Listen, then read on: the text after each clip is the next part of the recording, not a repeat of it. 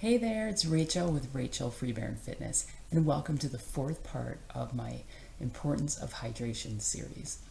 I needed to get through some of the more technical stuff in parts 1 through 3, where we went over how much water you should be drinking each day, why hydration is important, and the signs of dehydration, so I could get to the fun tips in this video.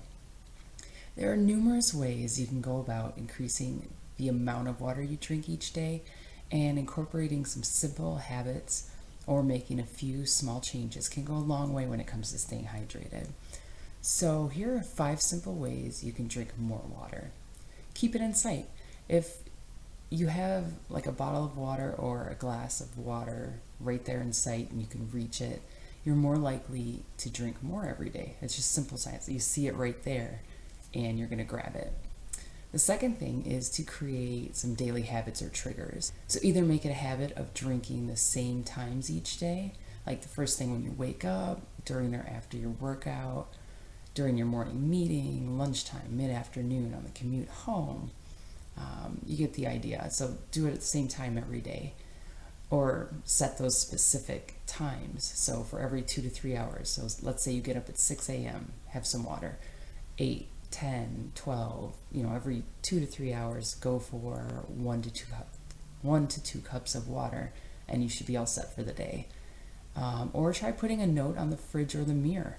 So every time you go into the kitchen or the bathroom, you get a reminder to fill up your cup or drink another one. The third tip is to use a straw.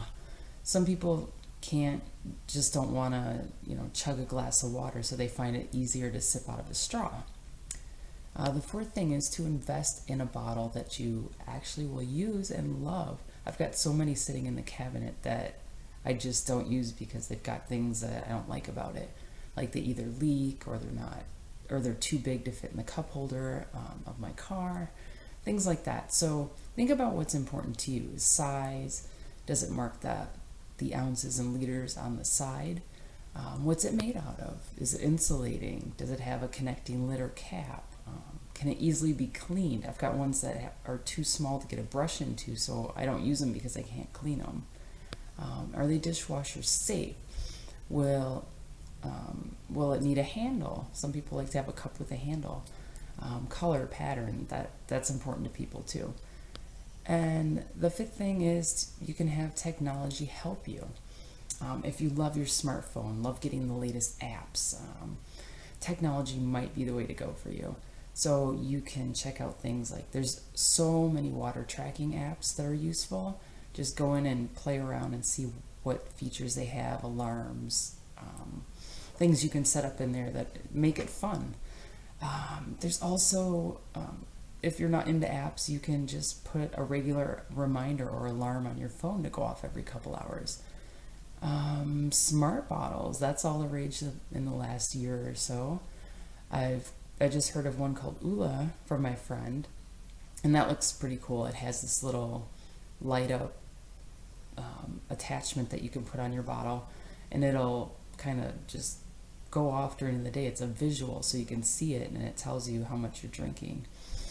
Or turn it into a game, a competition with yourself, or with, like, say, your Fitbit friends. Instead of just challenging them to steps every day, have them up their game and drink more water too. Make it a competition. That'll be fun. So those are just a couple of things I thought would help get you in the habit of drinking more water. So in the final part of this series, I'm going to give you some recipes and ways you can add more flavor to your water without adding calories. And that's going to help you if you just don't like drinking water or find that it's too boring. So thank you so much for tuning into this video, and I appreciate you watching, and we'll talk to you soon.